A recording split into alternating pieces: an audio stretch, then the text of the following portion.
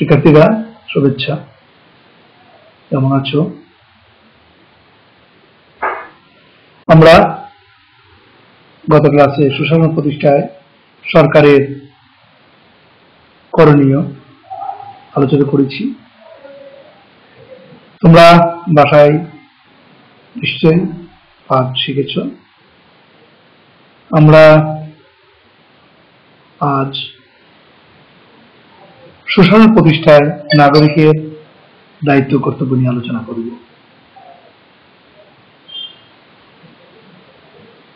একাদশ শ্রেণীর পরিণতি প্রথম পত্রে দ্বিতীয় অধ্যায়ে এই বিষয়টি রয়েছে। তোমাদের এই পাঠ নিয়ে আমি আলোচনা করব। তোমরা এই পাঠ থেকে সুশাসন প্রতিষ্ঠায় নাগরিকের দায়িত্ব ও কর্তব্য ব্যাখ্যা করতে পারো।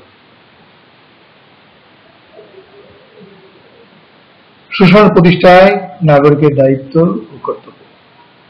একটি গণতান্ত্রিক রাষ্ট্রে অধিকার ভোগের বিনিময়ে নাগরিককে বেশ কিছু দায়িত্ব ও কর্তব্য পালন করতে হয়। একজন নাগরিক যখনই কোনো অধিকার ভোগ করতে চায় তখনই এর সাথে কিছু কিছু কর্তব্য পালনের বিষয়ও চলে আসে। অধিকার ও কর্তব্য সমাজবোধ থেকে এসেছে। সুশাসন প্রতিষ্ঠা করতে হলে শুধু সরকারকেই সচেষ্ট থাকতে হবে তা নয়, এই জন্য নাগরিকেরও অনেক দায়িত্ব কর্তব্য রয়েছে। কেননা কর্তব্য বিমুখ জাতি কখনো উন্নতি লাভ করতে পারে না, সুশাসন প্রতিষ্ঠা করতে পারে না।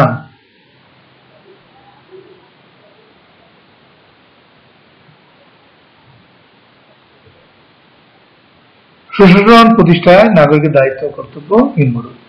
১. সামাজিক দায়িত্ব পালন। সুশাসন প্রতিষ্ঠার ভিত্তি ভূমি হলো গড়ে ওঠে নাগরিকের সামাজিক দায়িত্ব পালনের মধ্য দিয়ে। এগুলো হলো সামাজিক সম্প্রীতি গড়ে তোলা এবং তা বজায় রাখা, সামাজিক প্রতিষ্ঠান গঠন বা নির্মাণ এবং তার পরিচালনা করা, সামাজিক অনুষ্ঠান আয়োজন এবং এতে অংশগ্রহণ করা, সামাজিক সচেতনতা বৃদ্ধি করা, সমাজে বসবাসকারী মানুষকে কুসংস্কার মুক্ত, পরমত সহিষ্ণু ও সংস্কৃতিবান করে গড়ে তোলা ইত্যাদি হলো নাগরিকের সামাজিক দায়িত্ব।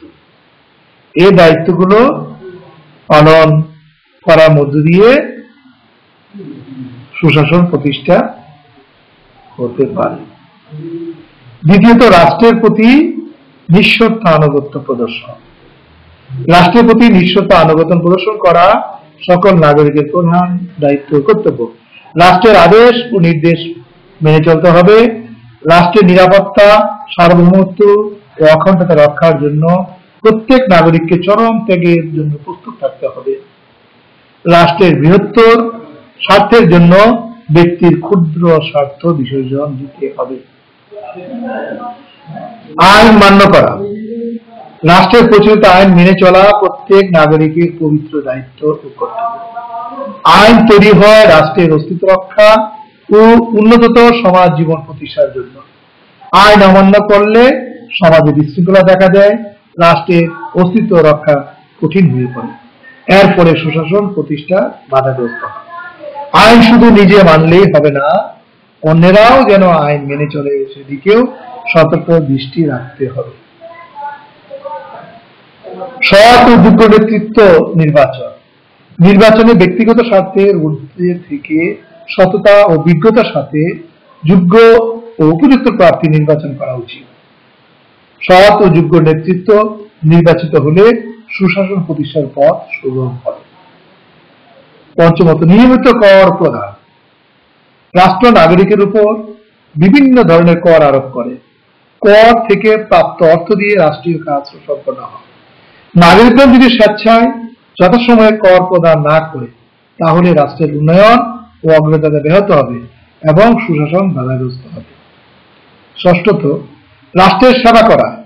রাষ্ট্রের সেবা করা রাষ্ট্রের প্রয়োজনে এবং রাষ্ট্র কর্তৃক প্রদত্ত অবৈতনিক অথবা দায়িত্ব পালন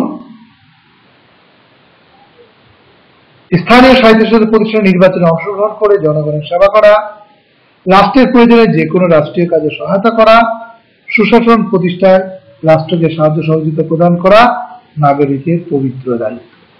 সপ্তমত, সন্তানদের শিক্ষাদান। শিক্ষা ব্যতীত নাগরিক ও মানবিক গুণাবলীর বিকাশ ঘটে না। শিক্ষা নাগরিককে কর্তব্য দায়িত্ব পালনে সচেতন করে, উপযুক্ত শিক্ষা সুনাগরিক হিসেবে গড়ে উঠতে সাহায্য করে। পিতামাতার উচিত সন্তানকে উপযুক্ত শিক্ষায় শিক্ষিত এবং কুসংস্কার মুক্ত, পরমত সহিষ্ণু ও সংস্কৃতিবান করে গড়ে তোলা, যেন তারা বড় হয়ে সুশাসন প্রতিষ্ঠায় উপযুক্ত ভূমিকা পালন করতে পারে। অষ্টমত, রাষ্ট্রীয় উন্নয়ন কর্মকাণ্ডে অংশগ্রহণ। জনগণের জন্যই রাষ্ট্র, কাজেই রাষ্ট্রের উন্নয়ন কর্মকাণ্ডে জনগণকে স্বতঃস্ফূর্তভাবে অংশগ্রহণ করতে হবে।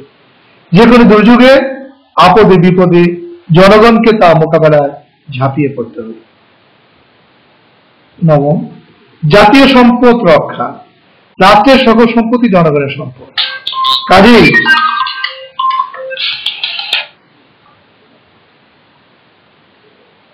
জনসম্পদ রক্ষার দায়িত্ব পালন করতে হবে জনগণকে।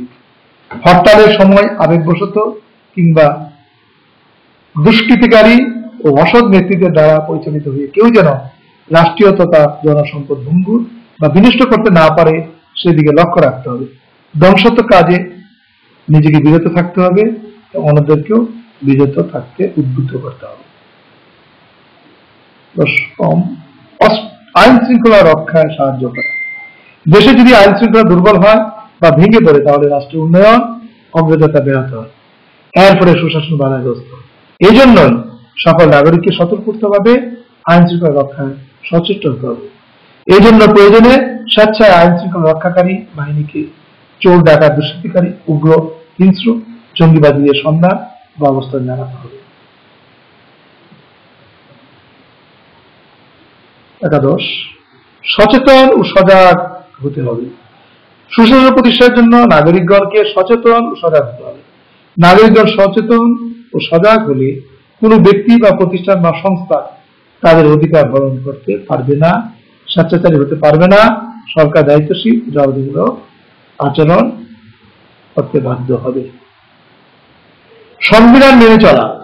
সংবিধান রাষ্ট্রের সর্বোচ্চ আইন, সুতরাং সুশাসন প্রতিষ্ঠা করতে হলে সকল নাগরিকের সংবিধান মেনে চলতে হবে, সবকিছুর উপর সংবিধানকে স্থান দিতে হবে।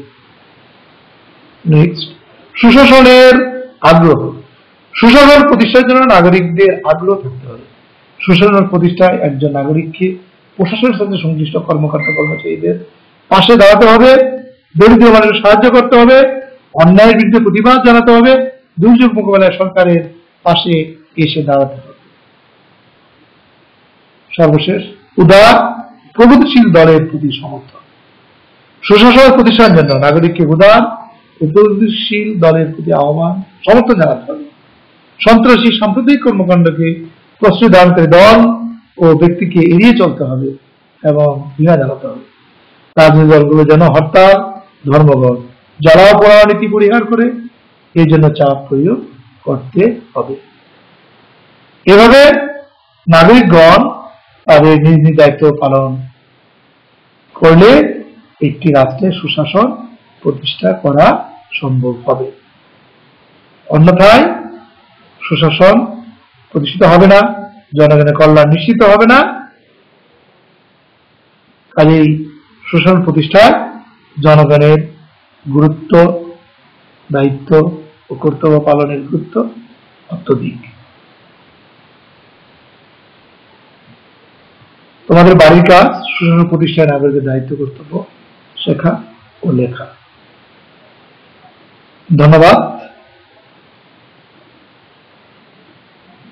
আগামী ক্লাসে আবার দেখো।